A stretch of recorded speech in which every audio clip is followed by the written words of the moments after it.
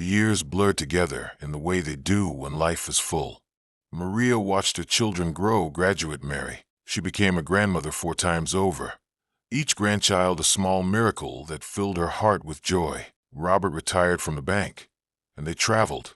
Nothing too exotic, but they saw the Grand Canyon, visited Washington, D.C., spent a week in Florida. When Robert suffered his first heart attack at 67, Maria discovered reserves of strength she didn't know she possessed. She nursed him through recovery, adjusted their diet, made sure he took his medications. They had 8 more good years together before the second heart attack, the one he didn't survive. At 72, Maria found herself alone.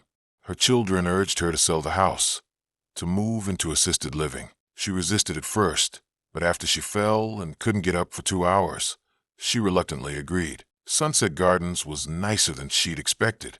Her small apartment had a view of the garden, and the staff was kind. She made friends with some of the other residents, played cards on Thursday afternoons, attended the weekly movie screenings. But there was a loneliness that no amount of activity could quite fill.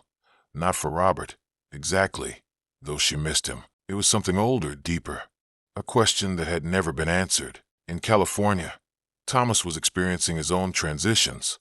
Patricia had passed away 3 years ago after a brief but brutal fight with cancer. His children worried about him living alone in the big house, but he couldn't bear to leave the place where he'd raised his family. He spent his days working in his garden, reading, occasionally consulting on architectural projects. His daughter, Sarah, visited weekly with her children.